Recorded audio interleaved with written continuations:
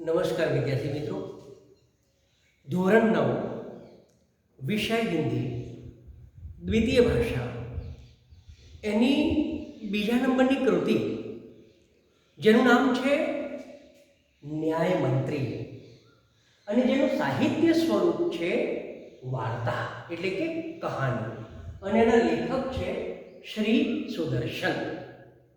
મિત્રો, આજે આપણે આ વાર્તા વિશે એ વાત કરવાના છીએ કે ખરેખર ન્યાય તંત્ર શું છે, ન્યાય મંત્રી કેવા હોવા જોઈએ અને ન્યાય મંત્રીની જવાબદારી શું હોઈ શકે એની વાત આ વાર્તાની અંદર કરવામાં આવી છે. આ વાર્તામાં મુખ્યત્વે બે પાત્રો છે, એક સમ્રાટ અશોક અને બીજા બ્રાહ્મણ શિશુપાલ. બને છે એવું કે સમ્રાટ અશોક જે છે એને સર્વશ્રેષ્ઠ ન્યાયમંત્રીની શોધ કરવાની છે. એ શોધે છે કે સર્વશ્રેષ્ઠ ન્યાયમંત્રી મને ક્યાં મળશે અને એક વખતે એ શિશુપાલના ઘરે જાય છે, વેશ પલટો કરીને પ્રવાસીના સ્વરૂપમાં, અને પછી તેની સાથે વાતચીત થાય છે. અને પછી થોડાક દિવસ પછી એ રાજા જે વટેમાર્ગુ બનીને આવ્યો છે તે રાજા એ શિશુપાલને બોલાવે છે. પછી પેલો તો જોઈને ગભરાઈ જાય છે, પણ એને ન્યાયમંત્રી તરીકેની જવાબદારી સોંપે છે. અને ત્યારબાદ બહુ સરસ રીતે આખું રાજ્યનું વ્યવસ્થા તંત્ર ચાલે છે. પણ એક ઘટના બને છે અને એના પછી શિશુપાલની ઊંઘ ઉડી જાય છે અને એ શિશુપાલ કેવી રીતે ન્યાય કરે છે તે આજે આપણે જોઈએ. તો વિદ્યાર્થી મિત્રો, સૌથી પહેલી વાર આપણે આ લેખકનો પરિચય જોઈશું. લેખકનું નામ છે શ્રી સુદર્શન. સુદર્શનજીનો જન્મ, એમનું મૂળ વાસ્તવિક નામ બદ્રીનાથ શર્મા હતું. એમનો જન્મ 1896માં પંજાબ રાજ્યના સિયાલકોટની નામની જગ્યાએ થયો હતો. બાળપણથી તેમને વાર્તાઓ લખવાનો શરૂઆત એમણે બાળપણથી જ કરી હતી. પુષ્પલતા, સુપ્રભાત, પરિવર્તન, પનઘટ, નગીના વગેરે તેમના સુપ્રસિદ્ધ વાર્તા સંગ્રહો છે. એમની એકમાત્ર નવલકથા એટલે કે ઉપન્યાસ છે ભાગવંતી. હવે જો આ વાર્તા શું કહેવા માંગે છે, इस कहानी में सम्राट अशोक सर्वश्रेष्ठ न्याय मंत्री की खोज में थे.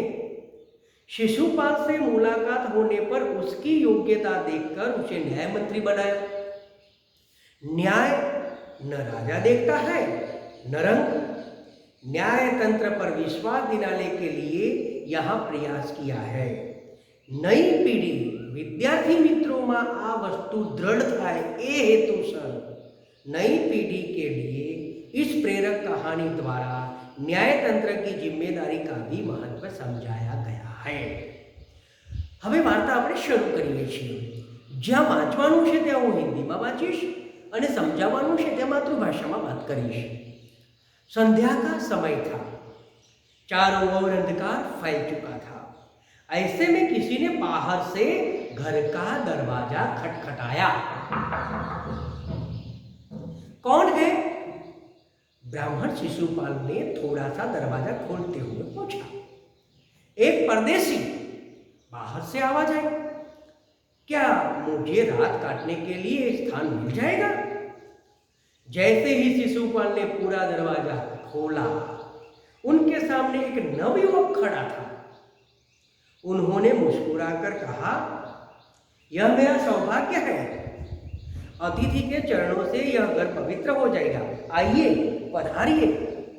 આ બંને વચ્ચેનો સંવાદ બ્રાહ્મણ શિશુપાલના ઘરે પરદેશી સમ્રાટ અશોક પરદેશી બનીને આવે છે. फिर अतिथि को लेकर शिशुपाल घर में गए और उनका आदर सत्कार किया. फिर दोनों उस समय की देश की अवस्था पर बातें करने लगे. शिशुपाल ने कहा, आजकल बड़ा अन्याय हो रहा है. परंतु परदेशी इस बात से सहमत न था. परदेशी એટલે सम्राट अशोक. बोला, दोष निकालना तो सुगम है, परंतु कुछ करके दिखाना कठिन है. शिशुपाल बोले, अवसर मिले तो दिखा दूं कि न्याय किसे कहते हैं। બંને વચ્ચેનો સૂર એવો હતો કે જો મને તક મળશે ને તો ન્યાય કોને કહેવાય છે ને એવું બતાવી દઈશ। तो आप अवसर चाहते हैं? हाँ, अवसर चाहता हूँ। फिर कोई अन्याय नहीं होगा? बिल्कुल नहीं। कोई अपराधी दंड से न बचेगा? नहीं। परदेशी ने मुस्कुराकर कहा, यह बहुत कठिन काम है कि जुओ તમે કહો છો પણ બહુ અઘરું કામ છે। ब्राह्मण के लिए कुछ भी कठिन नहीं, मैं न्याय का डंका बजाकर दिखा दूंगा।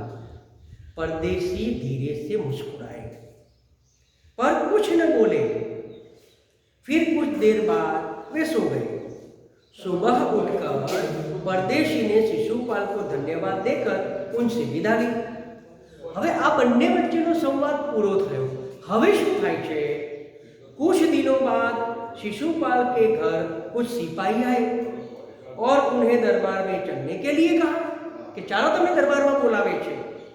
शिशुपाल सहम गए, एकदम स्तब्ध થઈ ગયા। वे समझ नहीं सके कि सम्राट ने उन्हें क्यों बुलाया है। कहीं उस परदेशी ने तो सम्राट से झूठी सच्ची शिकायत नहीं कर दी कि पेला परदेशी तो मारा विरुद्ध कान भंभेरणी नहीं करी ने। दरबार में पहुंचकर शिशुपाल का कलेजा धड़कने लगा जब उन्होंने देखा कि परदेशी ही सम्राट अशोक है। જ્યારે એને જોયું કે પેલો પરદેશી સમ્રાટ અશોક છે ત્યારે એનું હૃદય ધડકવા લાગ્યું। सम्राट बोले, ब्राह्मण देवता, मैं आपको न्याय का अवसर देना चाहता हूं, आप तैयार हैं? पहले तो शिशुपाल घबराए, फिर बोले, यदि सम्राट की यही इच्छा है तो मैं तैयार हूं कि जो तुम्हारी इच्छा हो तो हूँ न्याय मंत्री बनवा तैयार छूं। बहुत ठीक, कल से आप न्याय मंत्री हुए, सम्राट ने कहा और अपने हाथ से अंगूठी उतारकर शिशुपाल को पहना दी। यह सम्राट अशोक की राजमुद्रा थी। अब शिशुपाल न्याय मंत्री थे। उन्होंने राज्य की समुचित व्यवस्था करना आरंभ कर दिया। उनके सुप्रबंध से राज्य में पूरी तरह शांति रहने लगी। किसी को किसी प्रकार का भय नहीं था। लोग दरवाजे तक खुले छोड़ जाते थे। चारों तरफ न्याय मंत्री के सुप्रबंध और न्याय की धूम मच गई। એટલે ચારે બાજુ સુખ શાંતિ થવા લાગી। એ કોના પ્રતાપે? ન્યાય મંત્રીના કારણે। પણ હવે કંઈક બને છે। लगभग 1 महीने बाद किसी ने रात में एक पहरेदार की हत्या कर दी। एक चौकीदार ने कोई की हत्या करी नाखी। सुबह होते ही यह बात चारों तरफ फैल गई। लोग बड़े हैरान थे। शिशुपाल की तो नींद ही उड़ गई। उन्होंने खाना पीना छोड़कर अपराधी का पता लगाने में रात दिन एक कर दिया। बहुत प्रयत्न करने के बाद जब अपराधी का पता चला तो शिशुपाल के आश्चर्य का ठिकाना न रहा। स्वयं सम्राट ने उस पहरेदार की हत्या की थी। जुओ, જ્યારે એને ખબર પડી કે હત્યારો કોણ છે, ખબર પડી કે સમ્રાટે હત્યા કરી છે, ત્યારે તો એમના આશ્ચર્યનો પાર ના રહ્યો કે હવે શું કરવું। सम्राट को अपराधी घोषित करना बहुत ही कठिन काम था। शिशुपाल करे भी तो क्या करे। एक और वे न्याय मंत्री थे और दूसरी ओर सम्राट के सेवक। परंतु न्याय की दृष्टि में सम्राट और साधारण व्यक्ति में कोई अंतर नहीं होता। जो न्याय ए बधाना माटे सरखो छे, गरीब होय के पैसादार होय, ए अहींया शीखवानुं छे। अगले दिन शिशुपाल दरबार में पहुंचे। सम्राट अशोक सिंहासन पर बैठे हुए थे। आते ही उन्होंने शिशुपाल से पूछा, अपराधी का पता चला? न्याय मंत्री ने साहसपूर्वक कहा, जी हां, चल गया। तो फिर उसे उपस्थित करो। न्याय मंत्री कुछ रुके, फिर अपने उच्च अधिकारियों को संकेत करते हुए बोले, धनवीर, इन्हें गिरफ्तार कर लो, मैं आज्ञा देता हूं। संकेत सम्राट की ओर था। सिंहासन ऊपर बैठेला सम्राट तरफ હતો કે આને गिरफ्तार કરી લો, હું આજ્ञा આપું છું। दरबार में निस्तब्धता छा गई। सम्राट का चेहरा क्रोध से लाल हो गया। वे सिंहासन से खड़े हो गए और बोले, इतना साहस! न्याय मंत्री ने ऐसा भाव प्रकट किया जैसे कुछ सुना ही ना हो। उन्होंने अपने शब्दों को फिर दोहराया, धनवीर देखते क्या हो, अपराधी को गिरफ्तार करो, શું જોઈ રહ્યો છે, गिरफ्तार कर देने। अने दूसरे ही क्षण सम्राट के हाथों में हथकड़ी पड़ गई।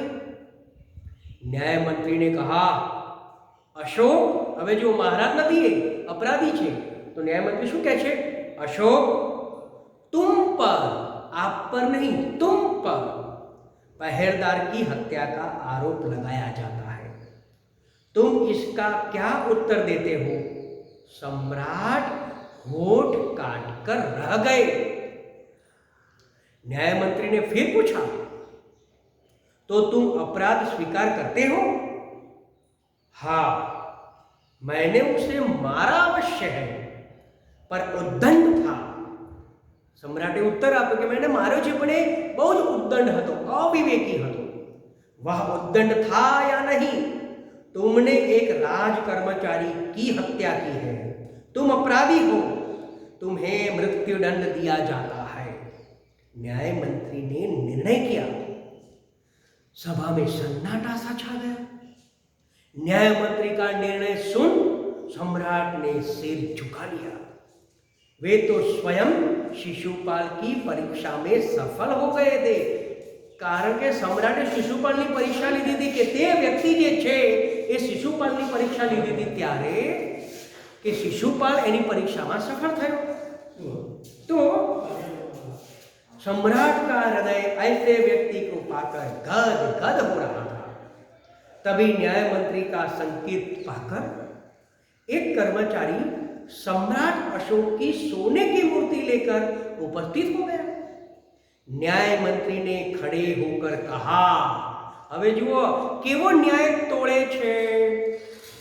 सज्जनों, यह सच है कि मैं न्याय मंत्री हूं, और यह भी सच है कि अपराधी को दंड मिलना चाहिए, परंतु अपराधी और कोई नहीं, स्वयं सम्राट है। शास्त्रों में राजा को ईश्वर का रूप माना गया है, इसलिए उसे ईश्वर ही दंड दे सकता है। अतएव मैं आज्ञा देता हूं कि सम्राट को चेतावनी देकर छोड़ दिया जाए और उनके स्थान पर इस सोने की मूर्ति को फांसी पर लटका दिया जाए, जिससे लोगों को शिक्षा मिले। सम्राट ने छोड़ीने एमनी सोनानी मूर्ति ने फांसी पर लटकाववामां आवे, जेनाथी लोकोने आ पाठ, आ सबक शीखवा मळे। न्याय मंत्री का न्याय सुनकर लोग जय जयकार कर उठे। जब सब लोग चले गए तो शिशुपाल ने राजमुद्रा सम्राट अशोक के सामने रख दी और बोले, महाराज, यह राजमुद्रा वापस ले लें, मुझसे यह बोझ नहीं उठाया जाएगा। अशोक ने सम्मान भरी दृष्टि से उनकी ओर देखते हुए गद गद कंठ से कहा, आपने मेरी आंखें खोल दी है, आपका साहस प्रशंसनीय है। यह बोझ आपके अतिरिक्त और कोई नहीं उठा सकता। न्याय मंत्री निरुत्तर हो गए। હવે વિચાર કરો કે સમ્રાટ અશોકે કહ્યું કે તારા સિવાય આ ન્યાય તંત્રની, ન્યાય મંત્રીની જવાબદારી બીજું કોઈ ઉઠાવી શકે તેમ નથી।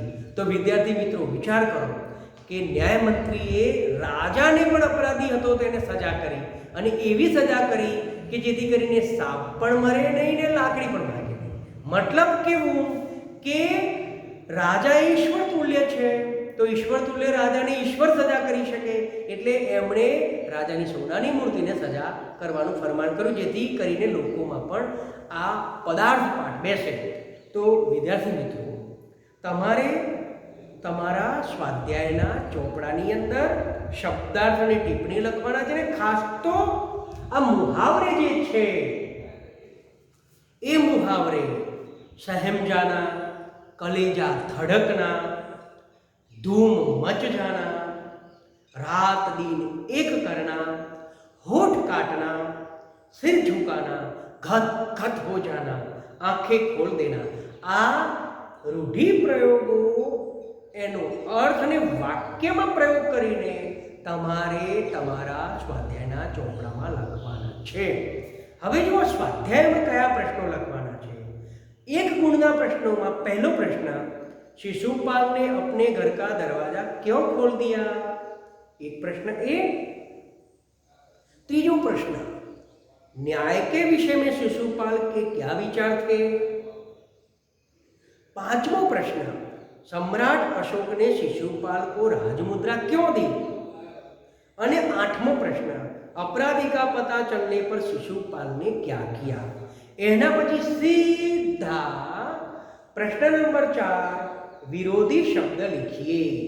विरोधी शब्द लखवाना. जेम के जुओ, परदेशी तो स्वदेशी, आदर अनादर, अपराधी निरपराधी, सुप्रबंध कुप्रबंध, गिरफ्तार तो स्वतंत्र यानी कि मुक्त, स्वीकार तो अस्वीकार. एवी ज रीते समानार्थी शब्दों पर तमारे लखवाना रहेशे. अतिथि तो मेजबान, सुगम तो दुर्गम, कठिन समानार्थी शब्दों, अतिथि तो मेहमान, सुगम तो सरल, कठिन तो दुष्कर, हैरान तो तंग, निस्तब्धता तो सन्नाटा, निरुत्तर तो मौन. आम तमारे आ रीते प्रश्न नंबर 1, प्रश्न नंबर 4 અને પ્રશ્ન નંબર 5 એ તમારે લખવાના છે. તો વિદ્યાર્થી મિત્રો, આ વાર્તાનો જે ઉદ્દેશ્ય છે એ અહીં પરિપૂર્ણ થાય છે અને ન્યાયમંત્રી કી જિમ્મેદારી કા મહત્વ અહીં ફળીભૂત થાય છે. તો અહીં આપણે ધોરણ 9ની અંદર બીજી કૃતિ ન્યાયમંત્રીને પૂર્ણ કરીએ છીએ અને ફરીથી જ્યારે આપણે મળીશું ત્યારે એક નવી કૃતિ સાથે મળીશું. ત્યાં સુધી નમસ્કાર, આભાર.